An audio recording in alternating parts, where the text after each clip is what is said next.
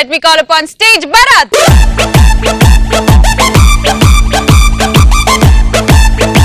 ఒక అపార్ట్మెంట్ లో ఒక బ్యాచిలర్ ఉన్నాడు. వాళ్ళ ఇంటి కింద ఒక చిన్న పిల్లడు ఉన్నాడు. సో ఆ పిల్లడు స్కూల్కి వెళ్తుంటే ఆ బ్యాచిలర్ వెళ్తూ, ఒరే చంటి ఇటు రమ్మి.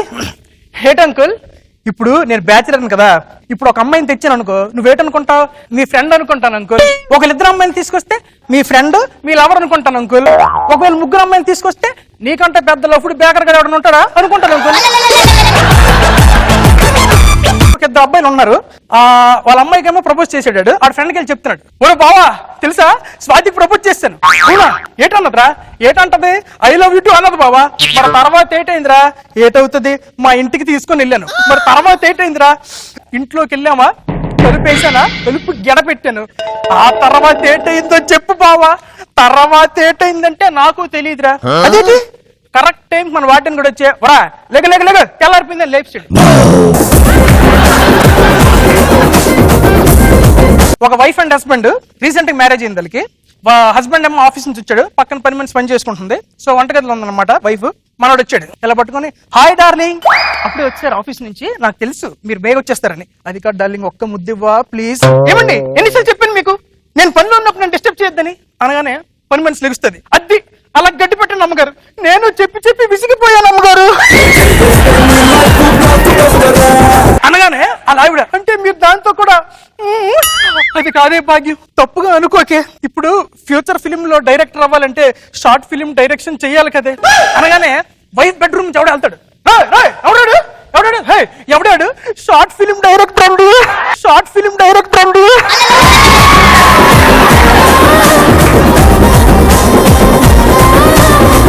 ఒక డాక్టర్ దగ్గరికి పేషెంట్ వస్తాడు. నమస్తే డాక్టర్ గారు. కూర్చో కూర్చో. ఏటైంది? ఏటైందో తెలియట్లేదండి, ఈ మధ్య బొగ మీద తెగ నూసేసేస్తుంది. ఏది? నీకు అక్కడ ఇన్ఫెక్షన్ అయిపోయింది. అయితే పేట్ చేయమంటారు? ఏమీ లేదు, మీ లవ్వర్కి లిప్స్టిక్ మార్చమని చెప్పు, అమ్మాయి రాసుకొని నీకు ముద్దు పెడుతుందా, అందుకే నీకు ఆ ఫ్లేవర్ పడట్లే. ఓహో, అయితే ఓకే మాస్టర్ ఇల్లు వస్తానని చెప్పి వెళ్ళిపోయాడు. ఓ పావు గంట తర్వాత వచ్చి, మాస్టర్ ఇదిగోండి లిప్స్టిక్. నీ లవ్వర్కి లిప్స్టిక్ ఇవ్వమని నాకిస్తా బెట్రా. హే, నా లవ్వర్ లాభాన్ని త్రిపాఠి అనుకున్నావా? కాదు, నీ కూతురు ఖుష్బూ మాయ్యా.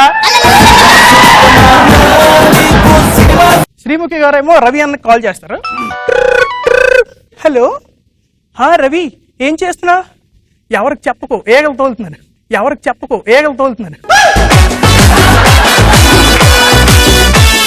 అది కాదు కానీ ఇప్పుడే శ్రీను ఏమని మెసేజ్ చేశాడు తెలుసా? అవును, మొన్న నువ్వు షూటింగ్ కి 7:30 కంటే 6:30 వచ్చేవంట కదా.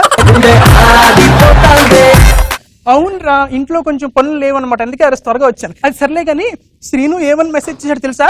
అవును, మొన్న షాపింగ్కి వెళ్ళావు డిన్నర్ పెట్టి మాల్కి. అదే మీ ఫ్రెండ్స్ తో నేను చూశాను, ఎందుకులే ఫ్రెండ్స్ తో ఉన్నావు అని చెప్పి పలకరించారు. అవును రా, ఫ్రెండ్స్ అందరూ ప్లాన్ వేసుకొని వెళ్దామని. అది కాదులే కానీ శ్రీను ఏమని మెసేజ్ చేసి తెలుసా? అవును, మొన్న నువ్వు శ్రీను అంటే చాలు, మరి నాకు ఫోన్ చేసి సీను సీను సీను అని మాకు ఎలాగుంటది? ఇది ఎలాగొని తెలుసా? పాకిస్తాన్ వరల్డ్ కప్ ఎలా గెలిచి ఇండియా ఒకటి చెప్తే ఎలాగుంటదండి? నువ్వు మారురా. అసలు ఫోన్ చేసి మెసేజ్ చేసింది గెటప్ సీన్ కాదు, మన పటాస్ అసిస్టెంట్ డైరెక్టర్ సీను. రేపు మార్నింగ్ 7:30 షో ఉందంట.